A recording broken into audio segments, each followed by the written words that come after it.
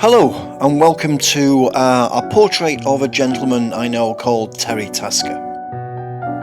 In this video I'm going to be painting this painting from beginning to end, from the very beginning to the very end.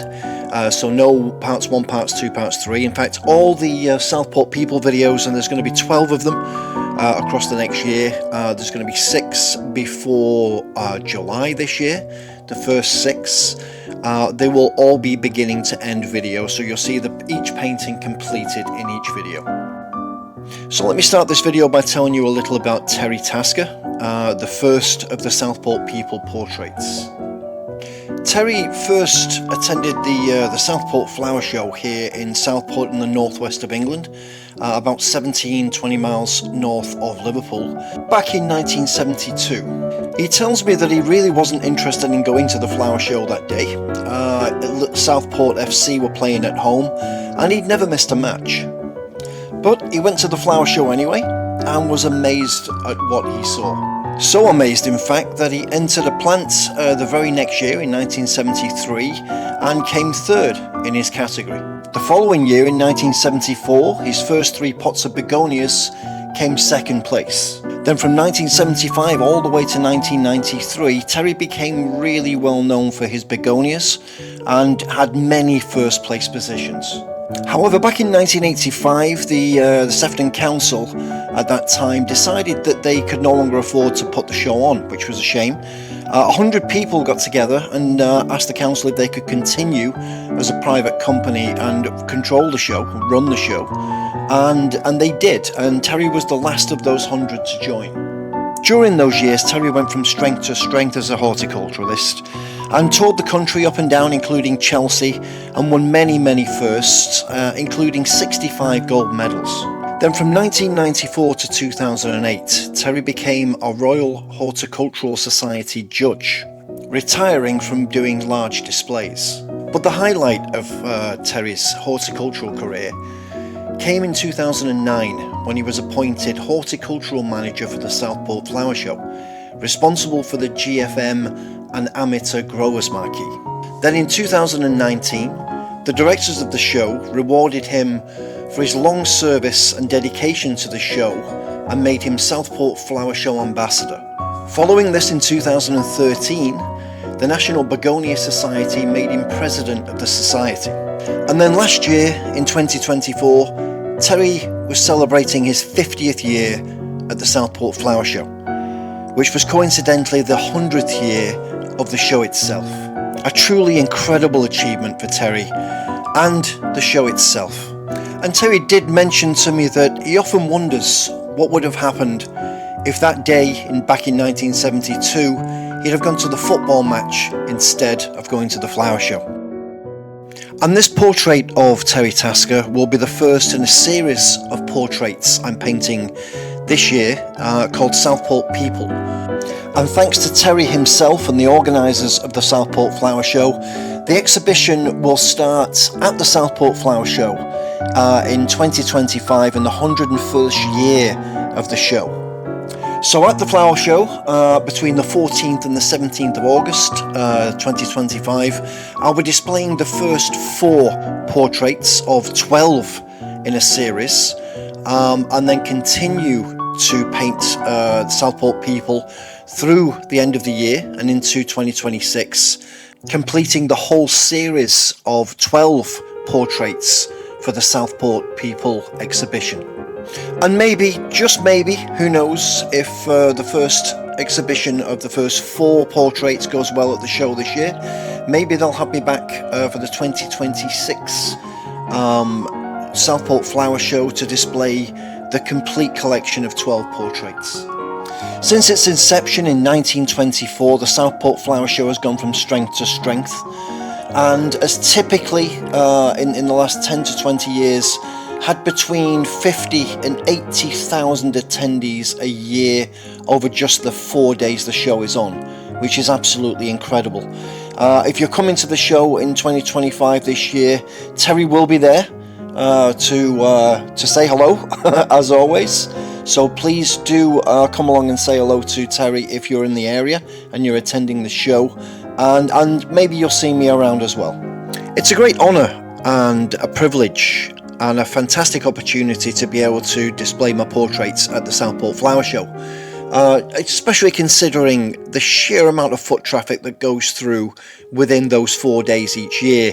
It's many times the foot traffic that goes through, for instance, the National Portrait Gallery or the National Gallery in London. That is in any 4-day period. As you all know, if you've watched any of my other painting videos, I primarily paint in acrylic on canvas. That's going to be all of this year and all of next year. I'll be painting in acrylic, so I will not be switching to oils anytime soon. I prefer the contrast of acrylic work. It's very much more graphic. I can express myself much more in acrylics than I can in oils. However, that's not to say I won't be painting in oils in the near future. I was trained in oils, gouache and acrylic paints, as well as egg tempera and very old masters techniques. So I can switch my hand to any medium I like in the near future. It's important, however, that the Southport People exhibition appear as a set, as a collection of portraits. So for that reason, I'll be painting all 12 portraits in acrylics on canvas. For this particular portrait of Terry, when he turned up for the original photo shoot, he turned up with a really nice maroon coloured shirt, and we used a bouquet of flowers from the local supermarket to replace the begonias, which weren't in bloom at the time, so we had to use photo reference for the begonia. And when I started to look at the photo reference for the particular begonia we were going to use, it clashed with the maroon shirt, which is a shame, so I decided to change the colour of shirt to this really nice rich green, which I think is very horticultural, and also creates a really nice contrasty background for the begonia to sit on and highlight. I believe the two most important things in this portrait are Terry's face for recognition, and the begonia itself, which tells a story. Everything else really can fade into the background. It can be secondary. It needs to play a secondary part. It can't be fighting for attention with Terry's own face and the begonia itself. Just continuing to add small touches to the face. It's amazing how a brushstroke here and a brushstroke there can make the face more recognisable. It's in those tiny little details of the face that is make or break really for recognition of the person. And I'm not aiming to get too creative with the skin tones in this painting. I want everything to be quite simple. I want it to be quite simply focused on the face and the begonia, so I don't want to get too distracted with other details. So really starting to get there now. We'll move back down and work on the hand, get the hand all finished and matching the colour tone of the face. Then I'll move on, do a few final touches to the shirt, to the trousers, and then finally, and the hair of course, go back up and put the fine points to the hair, and then I'll move back down and just do a gloss finish of the begonia, and then I think we're finished.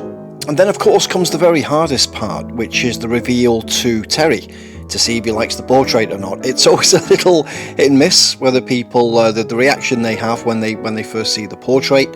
He did see the visual, he did see the original photographs, and he liked them very much, but the painting's something completely different. So let's see what Terry thinks when he's presented with it.